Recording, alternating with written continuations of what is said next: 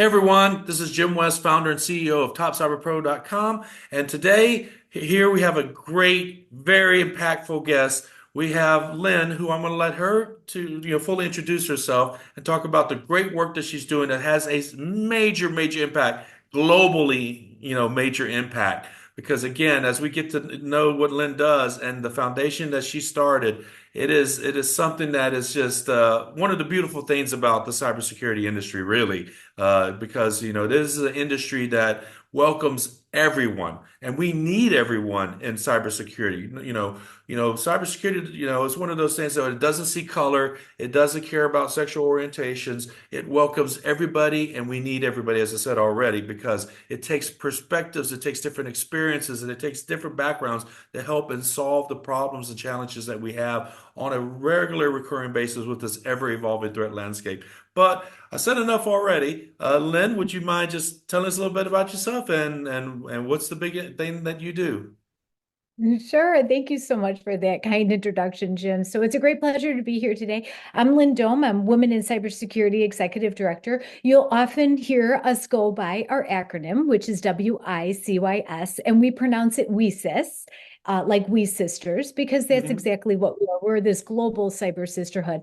So our mission is to recruit, retain, and advance women in cybersecurity. We're a member-based nonprofit, a 501(c)(3) here in the US with a big global reach. So with our mission to recruit, retain, and advance women, we have over 10,600 members. We have representation in 99 countries. In addition to that, we also have 71 professional affiliates. So I'm executive director of the global organization. Professional affiliates are extensions of the organization. And so we have 71 of them all around the world and all of their members. And then in addition to that, we have 302 student chapters around the world and all their members. So each and every day, we're creating accessibility and opportunities and reaching hundreds and thousands of women, men, non-binary individuals, allies, and advocates that are all concerned about the critical workforce shortage and therefore are taking roles and responsibility and leading the charge in making sure that women and diverse and underrepresented talent have clear-cut pathways to get into the cybersecurity workforce so we can be a contributor to filling that workforce shortage gap. And I love that, filling the cybersecurity skills gap is actually the mission statement for TopCyberPro.com. And so, the fact that the great work that you've been doing for much longer than TopCyberPro has been in business is something near and dear to my heart as a cyber professional myself, because again, there's so many organizations, there's so much need. And I know that there's been a few critics, and I won't name names of the different what I call level 99 professionals that are critical of certain because sometimes we hear about different numbers depending on which report that is done by whomever to identify kind of trying to approximate the exact number of what the need is really difficult because it just depends on certain times it's just a keyword or a geographical region. But Lynn, from your perspective, I know that your organization has a large membership and is global, 90 plus countries. So with that kind of reach, I would think that you're in a unique position to have that insight and perspective to what the global shortage means. Because again, a lot of folks would be like, "Well, is this American jobs that this news station reported that there's a shortage? Is it just in DC? Is it or is it just the big cities of the world?" Well, from your perspective, what would you say for folks that are very critical about, well, there's not a million jobs open, there's not 500,000 or 300,000, the numbers game that sometimes gets some people a little disenfranchised. Yeah. Yeah, I know. There's some organizations right now we have the data in the report that is along with the ISC2 recent 2024 workforce study that says that there's 4.8 million workforce shortage gap. That's the needs. That's not the number of job postings that are out there. That's the needs that organizations need to be the top secure that they could be compared to the amount of skilled professionals to fill those needs out there. So with that, we also lean in on our data and research from ISC2 that women right now represent roughly 20 to 24% of the workforce. So 51% of the population, of the global population, and yet roughly 20 to 24%. And that number has grown in the past 5 years. In 2018, 2018, it was reported that women represented 11% of the workforce. And actually, that's the reason why we started as a conference back in 2014 when our founder, Dr. Ambereen Siraj, she was at Tennessee Tech University at the time. She came across that ISC2 data that said that there was 11% of women in the workforce. Well, guess what? She was surprised that there was even 11% of women in the workforce back at that time. She thought, my gosh, there's 11% of us out there. She wasn't seeing it in any of her circles of industry, academia, or government. And that's what gave her the idea to put together a project, which was the Women in Cybersecurity Conference. And she received some seed money from the National Science Foundation to hold a first-time event. They did their calculations and they thought that they gave enough money to engage 250 women. And Dr. Siraj, being the trailblazing woman that she is, she was able to engage 350 women in 2014 and then 550 more women in 2015. And then from that point, it got the attention from a lot of big companies because it was a technical conference where women in cybersecurity had an inclusive space to learn and grow and be a part of that network. And so then it continued to get funded. And in 2018, when it was reported that women were still only at 11%, even though we were seeing such big growth within the conference, it wasn't being reflected in the workforce. And that's when we decided to become a 501c3 nonprofit. I became executive director in October of 2019. So I've been in this role for 5 years. So I've definitely seen a lot of shifts, a lot of changes.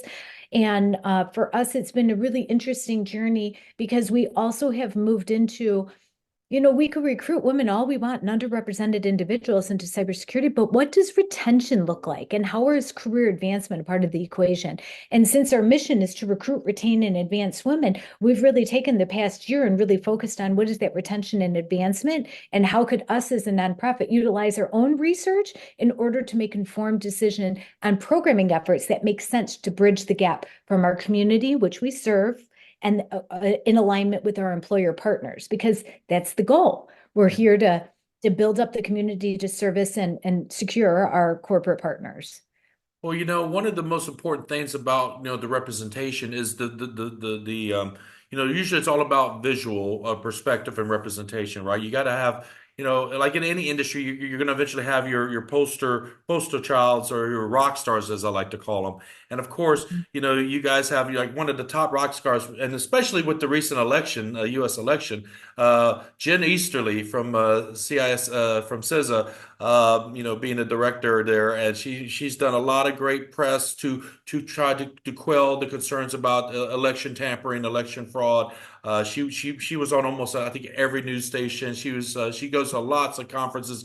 I mean, she is a rock star, a true rock star in cybersecurity. And you have other great influencers like there's Jacqueline Jack Scott, who had the JAX Act passed in Congress, I believe, about a year ago, honoring the women who served in special operations and so forth. Phenomenal story there. So, I love that we have these, what I call level 99 titans in industry that are representing women and giving women something to look up to, because with a lot of industries, most industries are male dominated, right? You're going to have, it's just how it's always been. But seeing like the fact that the cybersecurity industry, through the efforts of your organization has broken that glass ceiling, if you will, as you traditionally usually limits women in certain industries, has seen many women thrive. And so I use Jen as a perfect example of what I would consider a rock star in industry that gives women inspiration to pursue their careers.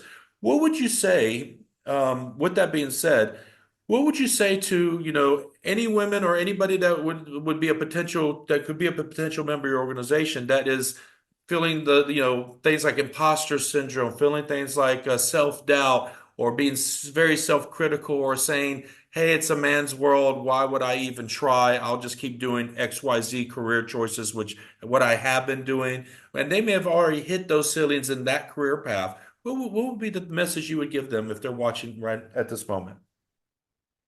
Well, that, even it being a more male dominated industry, that some might have the perception that you have to trailblaze this alone and that you're working in a silo. But there are community-based efforts like the WiCyS organization. We're all around the world. And one of my favorite stories is this woman, Catherine, and she's a military spouse. Of course, she gets, deployed to various areas every 2 years. She's uprooting her family and moving. And she said the one thing that's constant, no matter where she's at, no matter where she goes, is her ability to be able to connect with the WiCyS community no matter where she's at.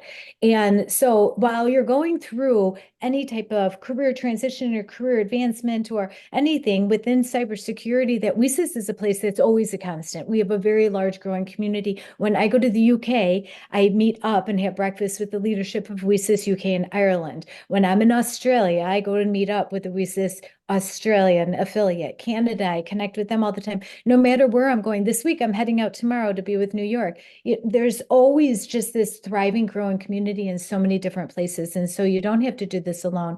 And you're right, it's hard to be what you cannot see. And we were thrilled when Director Easterly came to the WiCyS conference in 2022, when we were in Cleveland, Ohio. She announced her 50 by 30. We're 50% women by 2030. So of course we were like, right on, let's do this, And so we continue to work very strong, not only to retain women in their current positions, to ensure that there's inclusive spaces within the cybersecurity workforce, and that also that employer partners know that the career advancement and growth strategies have to be clear, direct, in place for anyone to get into those senior roles, and to ensure that women continue to trailblaze that path for many others to follow.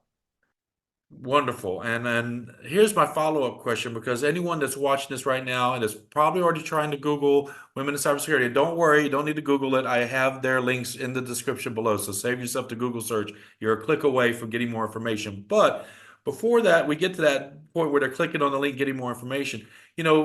Obviously, if someone's looking to get into cybersecurity, like let's say enter into our industry, there's so much. If people are looking just for cybersecurity Oh, training, there's there's a million plus YouTube channels, websites trying to sell these training packages, universities, college, all these educational institutions. And there's so many certification providers as well. It could be a sea of just endless choices and people can get lost really quickly. Or I hate to say it, but there's a very nasty element of cybersecurity education and training where a lot of folks get taken advantage of because of the marketing, compelling people with, six-figure plus jobs, which a lot of people, struggle in certain times during, the years of our economy downturns and upswings and different industries going through their downsizing, et cetera. So people they hear the news, they hear the numbers of the openings and jobs, and they want to pursue, they want to come into cyber, but a few people have been taken advantage of, whether they took out tens of thousands of loans to pursue a degree. Then let's say they complete that degree and they find out in the job market that there's these thing called certifications that they also have to be eligible to fill a position. What is some of the guidance that Women in Cybersecurity gives people that are looking to come into cyber as far as trying to help them navigate this sea of a lot of misinformation so that they can get, kind of bottom line up front, right to the path of the shortest path of being able to enter our industry? Yeah, I mean, what we've done is a very good job of making it extremely confusing, because there is no direct, clear pathway. We want to become a nurse, you become a nurse. You want to be a teacher, you become a teacher. But with cybersecurity, there's so many vast different ways to go about it. And it could be very confusing. And there's a lot of different marketing ploys that are out there. So we have designed and developed many different programming efforts to clear up any confusion. And so our signature program is the Security Training Scholarship. It was originally funded in 2020 by Google, and then we're able to grow and expand it, like the Center of Internet Security, Craig Newmark Philanthropies, Bloomberg, Meta, so many other Science Institute. They've all contributed to this program. We're able to grow it each and every year, but it is a program where we're looking for the hidden talent, where we're letting everyone know that cybersecurity is for you. If you like puzzles, if you like to problem solve, if you have curiosity, if you really like to be hyper-focused and mission-focused, and if that excites you, if you going down the rabbit hole and let your curiosity extend itself to a new level of learning, all of that, we're looking for those with aptitude, grit, and determination. And we're creating a clear pathway, and it's a tiered program. So as folks come into the bottom tier, they're all, there's more that we accept in the bottom tier. And each time they go up the program, it's not like we're looking for the top performers. What we're looking to invest in is those that show the greatest amount of determination, that those that show the greatest amount of need, those that show like that they have this, ample ability to get things done and to get this workload done. And then we provide them the advanced science certifications with the technical mentors and the career services and all the wraparound services, the incentives. WiCyS is funded to incentivize folks to get from point A to point B, into their careers. And then we have career placement services. So now we have 4 years of data of touching over and bringing in over 3,000 women through this pathway, and that we have so many individuals that have gotten set up in their first career after 15 months of starting their program. So from going from zero into career placement. And what's great is that now that we're in our 4th year in it, we're seeing those folks that originally got funded by Google in 2020 that have advanced in their careers that are now getting hired by various large organizations that have originally funded us. And it's like the turn of events, it's come full circle, and we continue to grow that effort very strong. And so we're really proud of that programming effort. It was a labor of love. It has proven extremely successful. We have 4 years of data on it. We continue to get it funded more and more every year with the hopes of next year, bringing it to ideally a $1.5 million program just itself, where we're investing in the most valuable and expensive asset of the cybersecurity industry, and that's its people. And we need to have this investment here. So that's an incredible program. And then we have all sorts of different mini sprints, micro programs within the WiCyS organizations. Our real big focus right now and for 2025 is also building out programs for mid-career individuals, either if they want to stay on that technical track or if they want to go on that leadership track, because we also are forecasting, baby boomers with years of experience will be eventually retiring, and those individuals and vacancies in more senior positions are going to be accessible. We want to ensure that women have all the services they need wrapped around them right now to prepare them for the next level of advancement within their careers. So we have a lot more work to do. We made an incredible amount of progress. Being 6 years as a nonprofit, we're really proud of the work that we Yes. do. We're super proud of the over 60 strategic partners that fund us year round and continue to invest in us so we can invest in women in cybersecurity. And we're even more proud of the allies and advocates that step into this space, realizing that it's everyone's responsibility to fill up this cybersecurity talent pipeline and really amplify the voices of our organization. So just like you, Jim, thank you for having me here today to amplify this message for others so we could create more awareness and excitement. Well, Lynn, it is a phenomenal work that you guys do, and a lot of times, it's we see a lot of folks like LinkedIn profiles and other social media profiles where people will mention being a part of women in cybersecurity and WiCyS, and but yet I don't think enough light gets shown on organizations that are doing tremendously good work. That's why I'm so glad to have you on this, just to be able to shine a little bit of light, more light onto the great work you guys do. Um, Here's a question. So we reached a point of the podcast where this is one of my most favorite questions I like to ask people. And the reason why I ask this question is that for anyone that's watching, that it might motivate and inspire them to pursue and continue pursuing their career in cybersecurity, because it's the question that lets them maybe see a part of themselves in the story that I hope that you're willing to share with us. So if you don't mind, if we was to go back to day one, when you made the decision that you wanted to work with the cybersecurity and IT spaces, what was that story? Is there a story there that you could share with us? And what was your day one like? Well, I mean, like many professionals, I just stumbled across it. So Yeah. I've been working on cybersecurity workforce initiatives because of an originally National Science Foundation funded grant that was housed at a community college here in the Chicagoland area. And so because of that connection, I started working on cybersecurity workforce initiatives, and I was fascinated that there was this one workforce shortage. I thought, why wouldn't everyone want to be in cybersecurity? Look at these individuals working in this space. I mean, they had training facilities, and everyone was so excited and so focused and so just enthusiastic to be there, and just really proud of the work that they were doing and championing themselves and others that were in this space. And another thing was that more, having the underrepresented representation has really just always been a challenge. And in order for us to, have the diversity, we need the pipeline. We have the pipeline, you need to tap into diverse communities. And so for the past 16 years, I've been working on the workforce initiatives. For the past 5, I've been working solely on women in cybersecurity. But really, throughout my career, I was always seeking my own camaraderie and my own network and my own connections. And even though for some time before I was executive director of the WiCyS organization, I was working in a support capacity for WiCyS.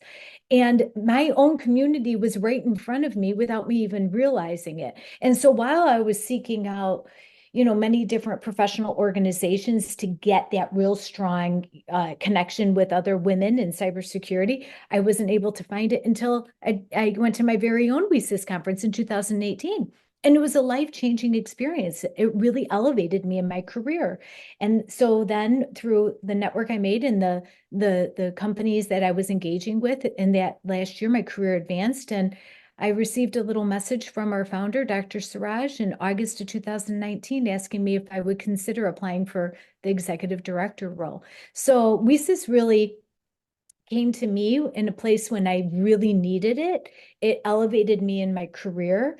And then here I am working in the space that really gave me that life-changing experience. So each and every day, I'm super grateful to merge my passion in my career and to have this experience and share it with others. Wow, thank you for sharing that. Obviously, a long career such as yours, you probably did have some mentors and people to help guide you, or people that inspired you that you looked up to. This is not meant to be a name dropping moment, but it's meant to kind of pay homage and your respects to the folks that help inspire you as well as that may have mentored you along your career. Is there any particular folks that I know you mentioned the founder, the doctor there, but is there any other folks that was inspiring to you? Well, our founder, Dr. Siraj, our treasurer, Dr. Costas Tregus, we've been working together for years throughout my career. And the fact that I landed in an organization where he was treasurer as an executive board member is just incredible. Yeah, and then we have Dr. Janelle Streck, who is chair of the board as well. They all mentor me in many different capacities throughout my career, and I'm really grateful to be working under their leadership. But in addition to that, yesterday, Jim, I was in a meeting and I was doing a presentation on all the WiCyS findings of all our research for a group.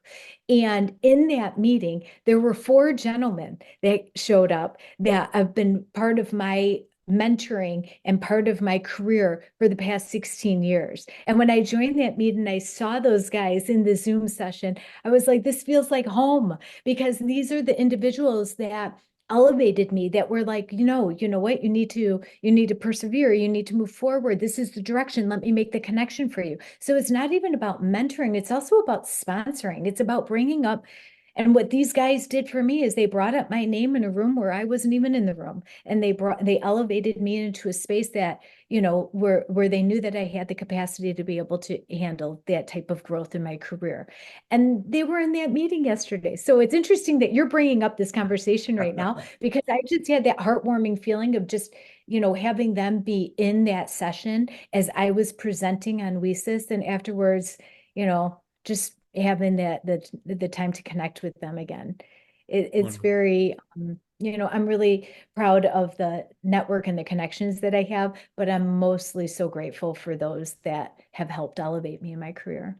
And so, for anyone who watches, the key thing she just said there, like in any industry and business, the not just the network of the infrastructure and data and the computers and stuff, but the human element of cybersecurity is very powerful because when you go to these events and these meetings and join these organizations where you have a community of folks that's all started off just like you, and I'm speaking to the viewer right now, that just like you, like where do I begin? There's so much information. Which route do I take? What's step one? Just give me a chart of what is the first two, 3 things I could start with. And this organization, Women in Cybersecurity, provides that sense of community. They're everywhere. They're everywhere around the world. So wherever you are, there is some chapter that's near you. You have people that are there to help you navigate your career. So that's what I really love about your guys' mission.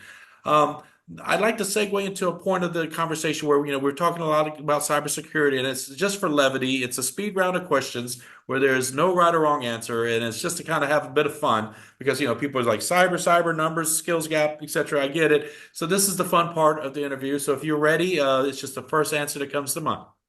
Okay. All right, Jim, I'm ready. All right. So cake or pie? Cake. What kind Gluten-free of cake? cake. Gluten-free. Gluten-free cake. Anything. Okay. Chocolate, anything gluten-free, chocolate, rich frosting. It doesn't matter. I'll take it all. Awesome. Star Wars or Star Trek? Now, this is a very divisive question. Now I don't really have a really strong opinion other than my husband had a strong opinion and it was Star Wars all the way. Ah, good man. Um, is a hot dog a sandwich? No, I'm from Chicago. A hot dog Wonderful. is a hot Looks hot dog. Love it. dog. What is the most favorite book you've read of all time, and what's the last book you read? Oh, well, I'm in the middle of a couple books. Right now, the last book I read is Start with Why. So that I just zoomed through that in one day, just flipped through it, and it was fantastic. And then my favorite book is The Storyteller's Secret. That's an incredible book that I've read. I'm a big book reader, and so I read Indra Nooyi's, the former CEO of PepsiCo. That was a fascinating read. Her book that has been out for a few years, and lots of incredible books. I love reading. I'm in Awesome. the middle of 3 or 4 books at all times. My best book that I go to every single year is Crucial Conversations. I feel like anyone that's in any leadership role or managing people or not managing people, we all come across either personal or professional conversations that are really with, important stakeholders in your life, personally and professionally. And Crucial Conversations can elevate you. It's actually a tool that you could utilize to walk you through of creating safe, trusting spaces where you could really make progress in your conversation and not get it convoluted or confused. So Oh, that's a that's great book. wonderful. Do you have any, outside of women in cybersecurity, are there any nonprofits, charities, or volunteer work that you do that you'd like to shine a light on at this moment of the podcast? Well, I have always been a longtime fan of He for She Foundation. And then, of course, being the bluegrass, you love He for She. Yeah. And Huge being a supporter. bluegrass individual myself, we also contribute a lot of time and attention to local charities, especially around the holiday season, and then bringing bluegrass back. I mean, bluegrass is the music genre of choice I for see this you have the family. banjo and the other instruments on the wall right there, right behind you. Exactly. Yeah. So I am a very strong volunteer in the Chicagoland area and a part of being at the Chicagoland Area Bluegrass Festival. So I have been involved in that community for about 14 years too. We've made a tremendous amount of progress. Wonderful. So I'd like to just take a moment just to talk about He for She. It is a wonderful initiative and effort. I believe it's a UN initiative as well, or part of a UN funded initiative. So an author. One of my other hats I wear in my career is I'm an author, and I had written a children's series to inspire children, especially young girls, to pursue STEM subjects, which I think the new acronym is STEAM nowadays because they added the arts into it. But to pursue the yeah. science, technology, engineering, and mathematics fields because we don't have enough women in these fields. And to me, math is everything, right? And so I've had the pleasure of interviewing a few folks and PhDs, women PhDs that pursued mathematics. Like, for example, Win Masters, since we're talking about Titans in cybersecurity, Win Masters, who's a senior VP for MITRE, doing tremendous work, especially regarding emerging technologies for MITRE. So she's in a very impactful role. And then like Dr. Spina, Mira Spina with MITRE as well, doing great work with cloud security. And these women are women that pursued mathematics degrees. And you don't really see a lot of women represented in mathematics. But when we think of the history of mathematics, like Noller and I'm trying to think of, oh my goodness, there's so many women that have just done tremendous contributions. So, but what I would do is when that series was popular, I would go and visit different schools in elementaries, junior highs, and high schools. And, during my presentation, I would actually talk about he for she and the underrepresentation of women. And this was probably 2014 to 2017 timeframe when I would do all these tours. So it's interesting that some of those initiatives align between us. So, but yeah, he for she. I'll include a link for their website also below because they're a fantastic organization. And if there's any Oh, yeah. men watching this as well, we have to do our part. As I say, shine a light because we need everybody in cyber. And it's just, again, I love cybersecurity because we are very inclusive and we'll take, anyone that is willing to read and comprehend and just take the first step towards it. There's organizations like Women in Cybersecurity and many others that will help be that mentor, be that lighthouse in the storm, in the sea of misinformation. Um, So we're kind of we're reaching a wrap up point, and again, I know we could talk a little bit longer, but is there anything like on the website? Of course, I'm going to have the link below. But is there any major events or conferences that people can even view virtually, possibly, because if they can't travel to where it's at, is there any major events coming up within, let's say, the next 6 to 12 months? Yes. So we have our calendar of events, our global calendar of events. It's always on our website. So you could look at in-person or virtual events all around the world. There's 2 or 3 of them going on daily. I mean, there's lots of information on our calendar of events. But in addition to that, our signature conference is going to be April 2nd through the 5th in Dallas, Texas. It's at the Gaylord down there. And the following week, the 8th and the 9th, or the 9th and the 10th, is a virtual conference. So we're going to have the virtual registration being opened up as well. So in 2024 was the first time that we have added the virtual component back onto the conference experience. This time we do it a week later, and we have the same presenters come out and present live through Zoom at the virtual conference. So it's a great experience for those that can't travel, for international folks to be a part of the community and the camaraderie. And then, of course, in the virtual conference experience is also an international career fair one night. And then the next day we have our big career fair as well. Wonderful. So at this point, I'm going to give you kind of the final word. Again, this is as if you're addressing someone that is unsure or someone that just started, but they still feel the imposter syndrome that, as we said earlier. What is your final thoughts and messages that you'd give them? What I would give you is just dive right in. I know there's a lot of information that's out there about cybersecurity, about imposter syndrome, about leadership training, executive training, all sorts of different stuff. Well, WiCyS is your community and the one-stop shop where you could really find a lot of those resources at your fingertips. And we would love for you to be a part of the organization, the community-based effort. But once you join, then you contribute. Then you're part of the member portal. You're part of the conversations. You're part of the discussions. We have so many different affiliates for Latinas in cybersecurity, LGBTQ plus pride, neurodiverse in cybersecurity, colors of inclusion, military. We also have a deaf affiliate as well. And so even though we have so much different resources, we're always looking at developing more cohorts and community-based efforts. So no matter where you're at in your career, beginning, mid-career, senior, VP, CISO, WiCyS is a place that has, the community and the efforts for everyone. Wonderful. Well, again, thank you, Lynn, for the tremendous work that you do for industry on a daily basis, as well as everyone else in the organization that work tirelessly to help others. And, I always love to see great organizations doing great work. And I'm so glad that we've had you on the Top Cyber Pro podcast. All of the links, folks, are going to be in the description below to their website, to their socials, to everything. So you can follow the great work this organization is doing because they're there in service of you and we're waiting for you to come into cybersecurity. So, Lynn, thank you so much for being part of the Top Cyber Pro podcast. Yeah, thanks so much for having me, Jim.